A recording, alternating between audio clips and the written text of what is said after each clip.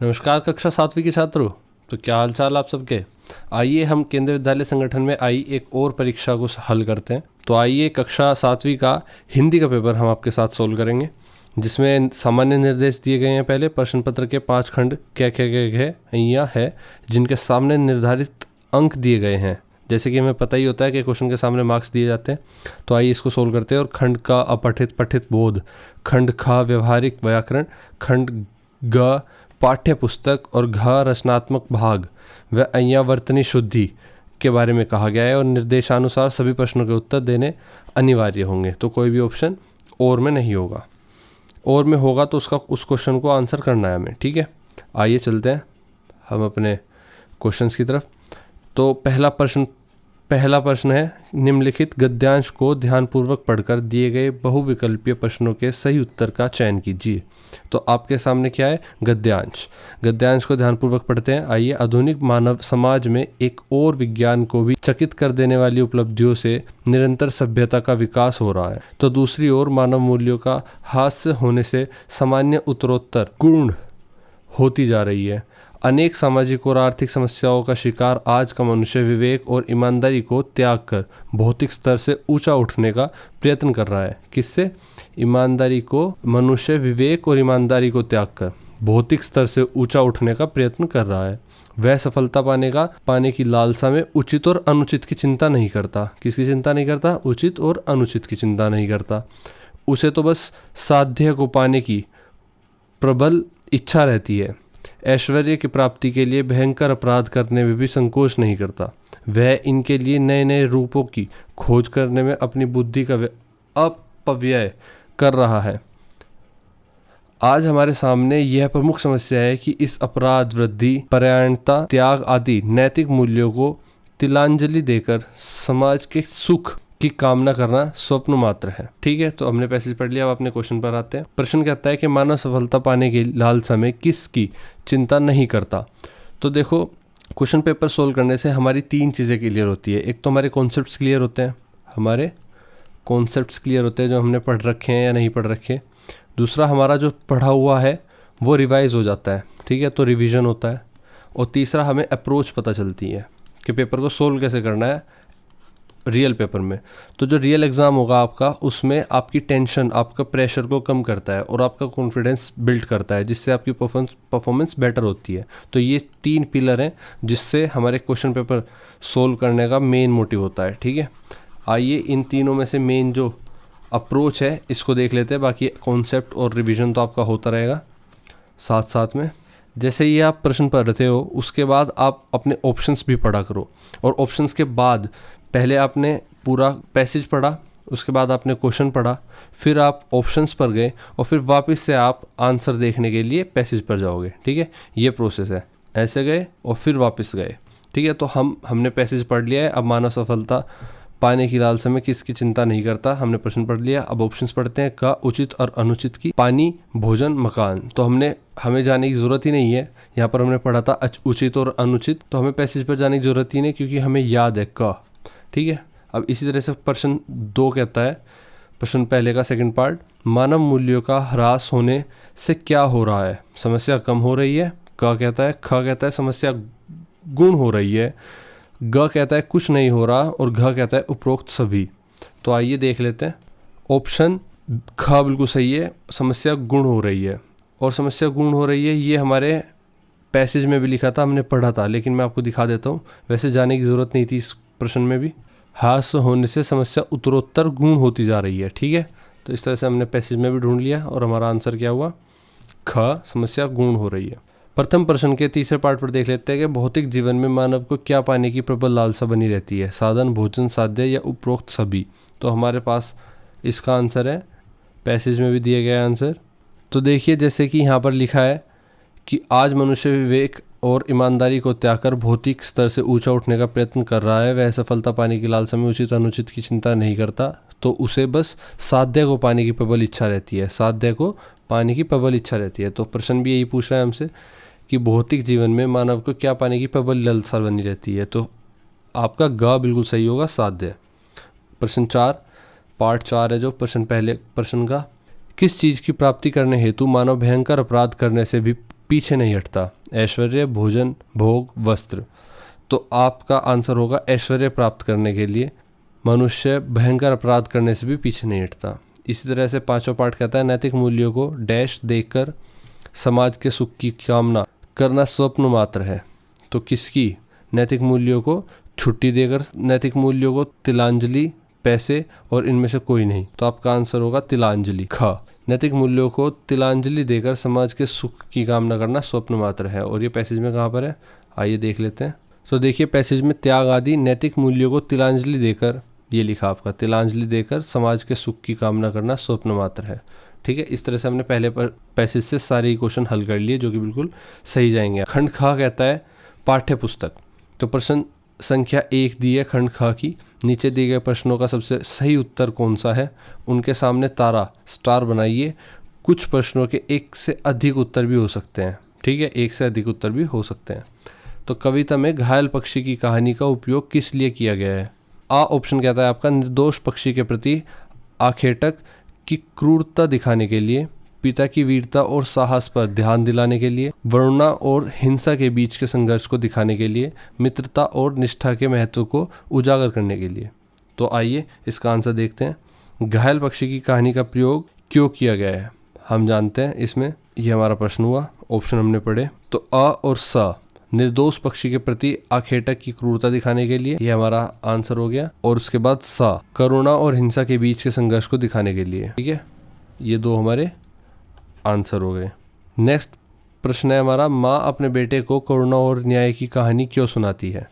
तो आ ऑप्शन कहता है राजाओं की कहानियों से उसका मनोरंजन करने के लिए, उसमें सही और गलत की समझ विकसित करने के लिए, उसे परिवार की विरासत और पूर्वजों के बारे में बताने के लिए, और उसे प्रकृति और जानवरों के बारे में जानकारी देने के लिए। तो हमारा आंसर होगा ब और सा कहता है उसे परिवार की विरासत और पूर्वजों के बारे में बताने के लिए, इसके सामने स्टार बना देते हैं, और उसमें सही और गलत की समझ विकसित करने के लिए। ठीक है, ब और सा। इसी के साथ नए अगले पार्ट पर चलते हैं। प्रश्न 1 के ख खंड के अगला पार्ट है। तीसरा पार्ट कहता है राजा ने भाइयों की बुद्धिमत्ता पर विश्वास क्यों किया? तो ऑप्शंस देख लेते हैं। अ, भाइयों ने अपनी बात को तर्क के साथ समझाया। ब, राजा को ऊँट के स्वामी की बातों पर संदेह था। स, राजा ने स्वयं ऊँट और पेटी की जांच कर ली थी। द, भाइयों ने राजा को अपनी बात में उलझा लिया था। तो इसका आंसर होगा, थर्ड का आंसर होगा अ और स। भाइयों ने अपनी बात को तर्क के साथ समझाया और राजा ने स्वयं ऊँट और पेटी की जांच कर ली थी। इसी वजह से राजा ने भाइयों की बुद्धिमत्ता पर विश्वास किया। लोक कथा के पात्रों और घटनाओं के आधार पर राजा के निर्णय के पीछे कौन सा मूल्य छिपा है? अ, दोषी को कड़ा से कड़ा दंड देना हर समस्या का सबसे बड़ा समाधान है। अच्छी तरह जांच किए बिना किसी को दोषी नहीं ठहराया जाना चाहिए। राजा को प्रत्येक बात और निर्णय को सदा सही मानना जाना चाहिए। ऊँट की चोरी के निर्णय के लिए सेवक की बुद्धि का उपयोग करना चाहिए। तो आपके फोर्थ का आंसर है ओनली ब, अच्छी तरह जांच किए बिना किसी को दोषी नहीं ठहराना चाहिए। फिफ्थ पार्ट पूछता है आपसे फूल और कांटा कविता के आधार पर कौन सा निष्कर्ष उपयुक्त है? आ कहता है व्यक्ति का कुल ही उसके सम्मान का आधार होता है, व्यक्ति के कार्य के कारण ही लोग उसका सम्मान करते हैं। स कहता है कुल की प्रतिष्ठा हमेशा व्यक्ति के गुणों से बड़ी होती है। और द कहता है यदि व्यक्ति अच्छे कार्य करता है तो उसके कुल को प्रसिद्धि मिलती है। तो इसमें आपको ब और व्यक्ति के कार्य के कारण ही लोग उसका सम्मान करते हैं, और द यदि व्यक्ति अच्छे कार्य करता है तो उसके कुल को प्रसिद्धि मिलती है। इसी के साथ अपने अगले क्वेश्चन पर चलते हैं। कविता के अनुसार निम्नलिखित में से कौन सा कथन बड़प्पन के लिए सर्वाधिक उपयुक्त है? आ कहता है धन दौलत और ताकत से व्यक्ति के बड़प्पन का पता चलता है। ब कहता है कुल के बड़प्पन की प्रशंसा व्यक्ति की कमियों को ढक देती है। और स कहता है बड़प्पन व्यक्ति के गुणों, स्वभाव और कर्मों से पहचाना जाता है। द कहता है कुल का नाम व्यक्ति में बड़प्पन की पहचान का मुख्य आधार है। तो आइए इसको देखते हैं। तो कुल का नाम व्यक्ति में बड़प्पन की पहचान का मुख्य आधार हो सकता है? कुल का नाम व्यक्ति में बड़प्पन, भाई कुल का बहुत नाम है इसलिए आप बड़प्पन करते हो, ये तो सही नहीं लगता। स कहता है बड़प्पन व्यक्ति के गुणों, स्वभाव और कर्मों से पहचाना जाता है, ये तो बिल्कुल ही सही है। ठीक है, कुल से क्या मतलब है? आप कुल का बहुत अच्छा नाम है, ज़रूरी है आप अच्छे होंगे, आप में बड़प्पन होगा। फिर कुल के बड़प्पन की प्रशंसा व्यक्ति की कमियों को ढक देती है, ये भी गलत है, ये तो बहुत ही गलत है। धन दौलत और ताकत से व्यक्ति के बड़प्पन का पता चलता है। बड़प्पन का क्या मतलब है, क्या लिंक है धन दौलत से?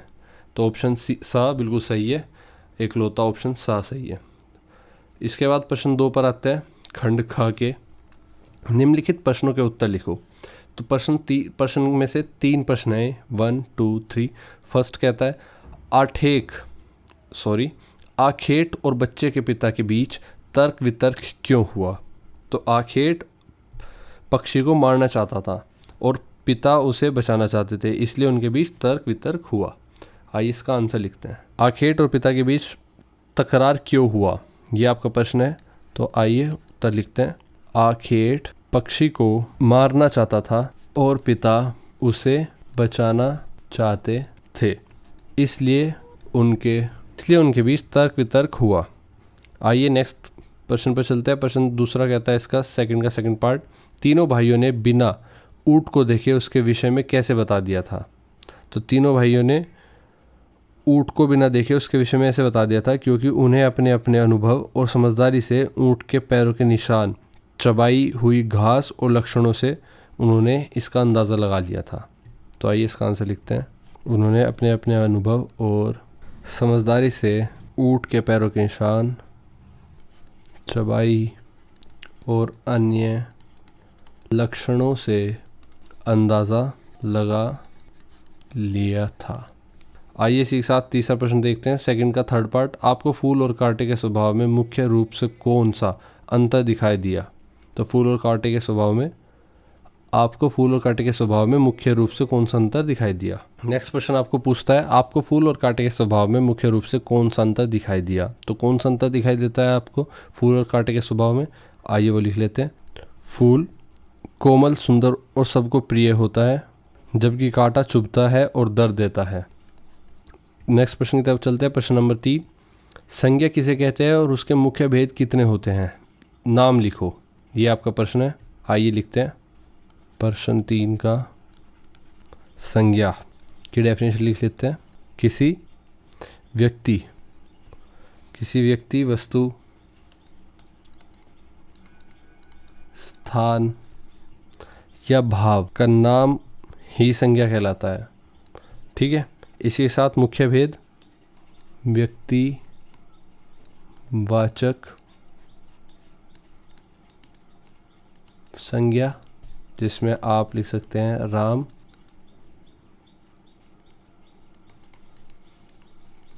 और दिल्ली। इसके बाद आपका जातिवाचक, जिसमें आप लिख सकते हैं लड़का, शहर। इसके बाद आप लिख सकते हैं भाववाचक संज्ञा, सच्चाई, बहादुरी। ठीक है, ये आपके भेद हो गए। इसी के साथ नेक्स्ट प्रश्न पर चलते हैं। नेक्स्ट प्रश्न कहता है कि सर्वनाम किसे कहते हैं? आइए सर्वनाम समझ लेते हैं। देखिए, संज्ञा वो होती है जिसके जो कोई भी वस्तु, जैसे कि टेबल, चेयर, कार, गाड़ी, घोड़ा, कोई भी वस्तु, किसी का नाम, कोई भी व्यक्ति, कोई भी स्थान, दिल्ली, शहर, कहीं नदी, समंदर, किसी चीज़ का भी नाम और भाव का नाम संज्ञा कहलाता है। जिसके मुख्य भेद ये आपके सामने है। व्यक्तिवाचक, जिसमें व्यक्ति का नाम हो सकता है, किसी भी जगह का नाम हो सकता है। जातिवाचक, जिसमें जाति, लड़का, लड़की, शहर, नदी, ये एक जातिवाचक हो सकते हैं जिसको एज अ जाति रिप्रेजेंट करते हैं। भाववाचक संज्ञा, जिसमें एक भाव छुपा हो, सच्चाई एक भाव है, बहादुरी एक भाव है। ठीक है, इसी तरह से हमने प्रश्न नंबर 3 लिखा। आइए प्रश्न नंबर 4 कहता है सर्वनाम किसे कहते हैं? सर्वनाम लिख लेते हैं। प्रश्न 4 का उत्तर सर्वनाम। ठीक है, जो शब्द संज्ञा के स्थान पर प्रयोग होता है उन्हें सर्वनाम कहते हैं। जैसे अगर राम की बात चल रही थी और राम ने वो काम कर लिया, तो उसके बाद हम उसको रिप्रेजेंट कर सकते हैं वह से, वो। तो जो वह है वो कैसे काम करेगा? सर्वनाम बोला जाएगा वह। यह, मान लीजिए यहाँ कोई कुर्सी रखी थी, अब वो संज्ञा है, संज्ञा कि यहाँ पर कुर्सी रखी थी, अब ये कुर्सी उठाकर यहाँ रख दो। मतलब शुद्ध हिंदी में कहेंगे कि यह कुर्सी उठाकर यहाँ रख दीजिए, या यह सामान उठाकर वहाँ रख दीजिए। तो यह किसी संज्ञा की जगह आया, तो ये भी क्या हो जाएगा? सर्वनाम। इसके बाद तुम, मैं, क्योंकि ये सब शब्द वो हैं जो संज्ञा के जहाँ लग सकते हैं। ठीक है, ये सर्वनाम हो गया आपका। प्रश्न 5 पर आते हैं। प्रश्न 5 कहता है निम्नलिखित सर्वनाम के भेदों के दो उदाहरण लिखो। पुरुषवाचक, भाववाचक, निश्चयवाचक। तो ये सब संज्ञा लिखी थी हमने। अब संज्ञा, उन संज्ञाओं की जगह जो सर्वनाम लिखे जा सकते हैं उसके दो उदाहरण लिखने हैं। आइए देखते हैं। प्रश्न 5 का उत्तर, पहला पुरुषवाचक, ठीक है, ये आपको लिखने हैं सर्वनाम। दूसरा आपका है प्रश्नवाचक और तीसरा आपका है निश्चयवाचक। पुरुषवाचक में वह, तुम, ये आते हैं। प्रश्नवाचक में आते हैं कौन, क्या, हम सवाल पूछते हैं जिसमें कुछ सवाल बने, ये। और निश्चयवाचक में आता है कि यहीं वहीं, यहीं और वहीं। ठीक है, हमने तीनों करे। आइए इसी के साथ प्रश्न 6 पर चलते हैं। निम्नलिखित उदाहरणों का संबंध सर्वनाम के किन भेदों से है? तो जो लिखे हैं ये उदाहरण है और इनका संबंध सर्वनाम के किन भेदों से है, आइए देखते हैं। प्रश्न 6 का उत्तर पहले लिख लेते हैं उदाहरण जो हमें गिवन है, जिसका गिवन है ब है कैसे, स है खुद और द है प्रश्न, द है आपका क्यों। ठीक है, इनके हमें भेद लिखने हैं, सर्वनामों के भेद। हमें क्या लिखना है, एक सेकंड रुको, भेदों का संबंध हमें ये लिखना था। आइए जिसका लिखते हैं संबंधवाचक। संबंधवाचक सर्वनाम है। प्रश्नवाचक कैसे प्रश्नवाचक हुआ, इसके बाद खुद निजवाचक, पर्सनल बात के बारे में बात कर रहे हैं ना, खुद निजवाचक, निजी बात हो रही है, और क्यों फिर से प्रश्नवाचक। प्रश्न नंबर 7 पर चलते हैं। सातवां प्रश्न कहता है निम्नलिखित शीर्षक में से किसी एक पर अनुच्छेद लिखो। तो पर्यावरण, किसान और स्वदेश प्रेम। तो किसी एक पर हम अपना निबंध लिख लेते हैं जिस पे हम पर्यावरण चूज़ करते हैं, बाकी 2 पर आपको होमवर्क दिया जाता है। आप ट्राई करेंगे कि आप लिखें, फिर आप कहीं से भी लिखें। ठीक है, ये तो आपको देखकर याद ही करना पड़ेगा, बाकी पर्यावरण पर ट्राई करते हैं लिखने की, पाएंगे। ठीक है, ये हमारा पर्यावरण पर एक पूरा अनुच्छेद हो गया। एक हमारा पूरा निम्नलिखित शीर्षक में से किसी एक पर अनुच्छेद लिखना था जिसमें हमने पर्यावरण चुना, और पर्यावरण पर हमने एक पूरा एक अनुच्छेद लिख दिया। ठीक है, आइए नेक्स्ट क्वेश्चन पर। क्वेश्चन नंबर 8, संधि विच्छेद करो। तो संधि विच्छेद करना है आपको। एक इज इक्वल टू क्या होगा, महा ईश इज इक्वल टू क्या होगा। इसी तरह से पूरा संधि विच्छेद करना है। एक और एक मिलके प्रश्न 8 का उत्तर लिखना है हमें। प्रश्न 8 उत्तर 1 + 1 इज इक्वल टू 1 आ 1, 1 का 1। ठीक है, इसके बाद महा प्लस ईश इज इक्वल टू, देखो आ और ई मिलके क्या बनता है, ए, तो महेश हो जाएगा।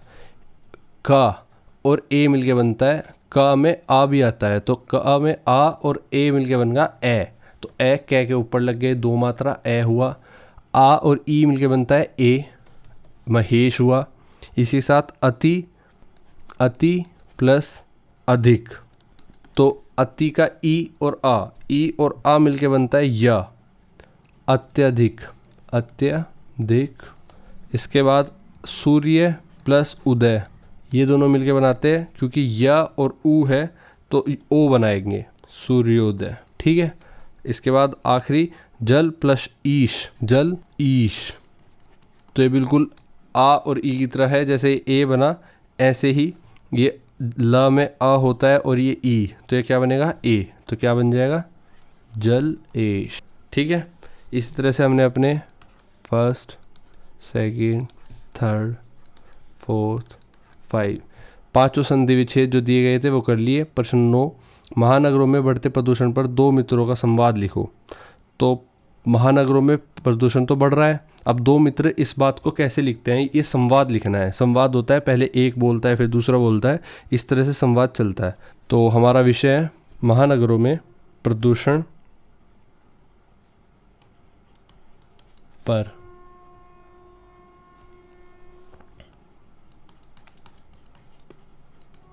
दो मित्रों का संवाद। तो प्रश्न 9 का महानगरों में बढ़ते प्रदूषण पर दो मित्रों में संवाद जो था वो हमने लिख लिया, और ये आप स्क्रीनशॉट ले सकते हैं। तो इसी तरह से आप संवाद लिखेंगे कि दो, जैसे मान लीजिए राहुल, रोहन, रोहित, कोई भी दोस्त दो हो सकते हैं, अपने दोस्त का नाम लिख सकते हैं आप। उनमें करते हैं कि नमस्ते रोहित, तरीका यही है, क्या तुमने देखा दिल्ली का प्रदूषण कितना बढ़ गया है? रोहित कहता है हाँ, अब तो सांस लेना भी मुश्किल हो गया है। तो देखो, जैसे इसने जो बात कही उस पर उसने रिएक्ट किया। उसके बाद राहुल कहता है लोग गाड़ियों का ज़रूरत से ज़्यादा प्रयोग करते हैं। ये फैक्ट हो गया, ये कारण हो गया कि ये क्यों उसने कहा था। उसके बाद रोहित कहता है सही कहा, हमें पेड़ लगाने चाहिए और सार्वजनिक परिवहन अपनाना चाहिए, जैसे कि बस और टैक्सी। उसी के साथ राहुल कहता है हाँ, तभी हम पर्यावरण को बचा पाएंगे। तो यही दो दोस्तों में संवाद था जो आपने लिख लिया। इसी तरह से आप स्क्रीनशॉट ले सकते हो। बाकी वीडियो कैसी लगी इस चीज़ को कमेंट्स में बताना, और वीडियो को लाइक ज़रूर कर दिया करो, शेयर कर दिया करो, और चैनल को सब्सक्राइब कर दिया करो। ठीक है, मिलते हैं आपसे अगली वीडियो में आप ही की क्लास की। तब तक के लिए बाय। हमने पेपर को पूरा सोल्व कर लिया। आई होप आपको अच्छे से समझ में आया होगा। मिलते हैं नेक्स्ट वीडियो में। बाय।